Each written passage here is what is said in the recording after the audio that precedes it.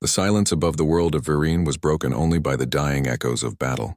Fragments of burning ships drifted like glowing embers through the cold void, each one a tomb for the thousands who had fought in vain. The once brilliant defense grid was gone. The skies were open now, conquered. Below, on the battered surface, the colony's cities burned. The Virene defenders had fought to the last pulse of their rifles, but now their energy cells were empty, their walls breached, and their courage was being tested by despair itself. Commander Rel stood upon the broken command balcony of the central citadel, his armor blackened by soot and plasma scoring. His single eye watched the horizon where the enemy banners now rose over the fallen settlements. The invaders, an empire of reptilian conquerors known as the Drexel Dominion, had come without warning. Their fleets had swept across system after system, enslaving and destroying as they pleased.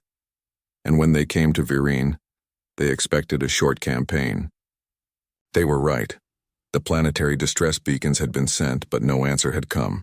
Every allied world that could have responded was either too far or already lost. For the last week, Rel's troops had fought alone. In the underground shelters, civilians whispered that the end had come, that no one would come for them, that their cries for help had vanished into the void. Rel did not deny it. He simply looked up at the stars and swore he would make the enemy pay for every step they took across his world. Above the planet, the Drexel flagship, the Varkor, hovered in orbit like a dark god. Its massive hull gleamed with fresh scars, trophies from the battle below.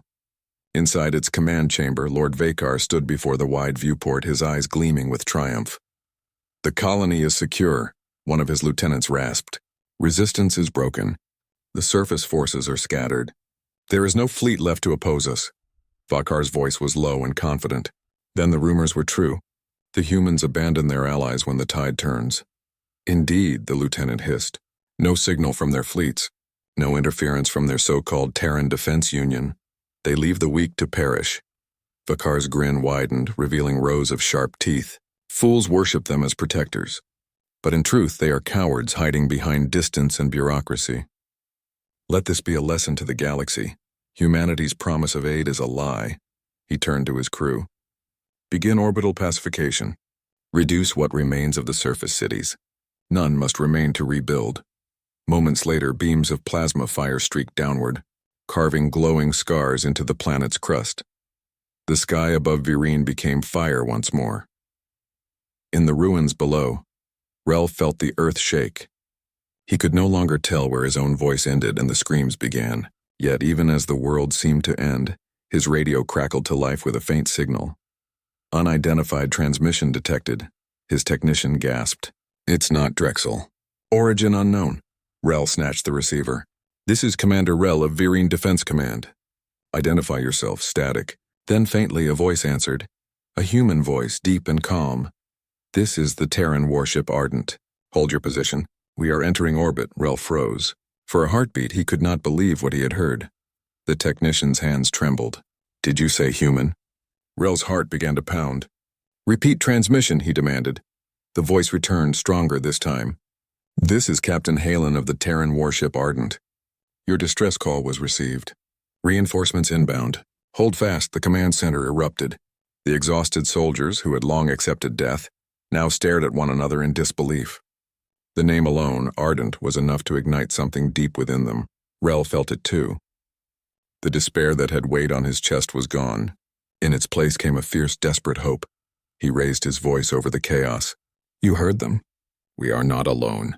Prepare to coordinate ground defense. Humanity has come." Far above the atmosphere, space shimmered.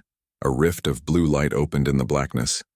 A hyperspace wake unlike any the Drexel had ever seen. Out of that brilliance, a shape emerged, the Ardent. It was not the largest ship ever built. Compared to the Drexel dreadnoughts, it was smaller, almost lean. But it carried an unmistakable aura, a quiet, dreadful power honed through centuries of human warfare. Its hull was matte black, its edges traced with faint lines of light that pulsed like a heartbeat. As it came into full view, the space around it seemed to change. Sensors across the Drexel fleet began to fail. Communications warped with static. Energy readings spiked wildly, then vanished altogether. On the bridge of the Varkor, alarms screamed. Unknown vessel emerging from hyperspace, shouted a Drexel officer. Identification, human signature. Vakar's expression twisted in sudden fury. Impossible. No human fleet operates in this sector. Another officer hissed in alarm. They came through an uncharted vector right inside our perimeter. Then the Ardent spoke. A deep pulse of light radiated from its hull, spreading across the enemy formation like the echo of a bell. When it reached the first Drexel cruiser, the ship's shields flickered and died. Then came the second pulse. A spear of blue fire erupted from the Ardent's forward batteries. It crossed the void in an instant and struck the Drexel cruiser square across its midsection. The ship disintegrated without a sound. Vakar watched in disbelief as the explosion illuminated the bridge. What kind of weapon is that? No one could answer. The Ardent moved again, swift, deliberate, almost predatory. Every time its guns fired, another Drexel ship vanished. The human vessel did not speak. It did not transmit threats or demands. It simply fought. From the surface, Rel and his troops saw streaks of blue lightning tear across the sky. The enemy bombardment ceased as the Drexel ships turned their attention upward. "Look," a soldier cried, pointing skyward. "It's cutting through them." Through the smoke they saw it, a single dark shape moving like a blade among stars. Rel could only whisper, "The Ardent." For the first time since the war began, cheers echoed across the ruins. On the Ardent's bridge, Captain Howling stood at the center console, hands clasped behind his back. His expression was calm, but his eyes were locked on the tactical display. "Status of enemy formation," he said. 34 ships remaining," replied the tactical officer. "Their command vessel is attempting to retreat behind the orbital debris field." "Let them," Howling said softly.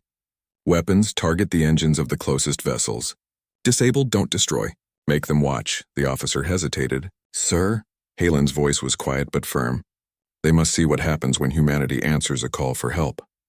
Moments later, the Ardent's guns fired again. Precise surgical blasts lanced through the darkness, crippling one Drexel ship after another. The survivors scrambled, their formations breaking. The human vessel advanced, silent, unstoppable.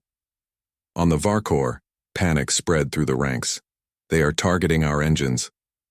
"Shields collapsing," Vakar roared, slamming his clawed hand against the command console. "Concentrate all fire on that ship." "It cannot withstand our full barrage." The Drexel fleet obeyed. Beams of plasma converged on the Ardent from every direction. Space burned with color. For a moment, the human ship vanished within the storm. Then, from within that blinding fury, the Ardent emerged, untouched. Its armor glowed faintly, dispersing the energy like water off stone.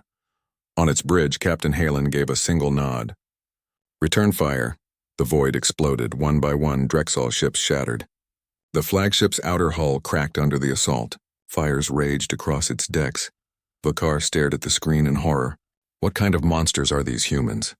No one answered. On the surface, the Vereen soldiers watched the last of the orbital flames die out. Then a new sound filled the air, deep and resonant, echoing from above. The Ardent was broadcasting a message. "This is the Terran warship Ardent. The enemy fleet has been neutralized. All Drexel forces remaining on the surface are ordered to surrender. Resistance will not be tolerated." The message was repeated across all frequencies, translated into a dozen languages. For the first time in weeks, the Drexel ground troops hesitated. Their command network had gone silent. Their ships were gone. Above them, the human warship hung like a silent judgment. Within hours, the invasion collapsed. Days later, Rel stood upon the citadel once more. The fires were out. The sky, though still scarred by battle, was clear. He looked upward as a shuttle descended. It was human, sleek, gray, and humming with quiet power. When its hatch opened, a tall man stepped out. His uniform was dark, marked by the insignia of the Terran Defense Fleet. His expression was calm, his movements precise.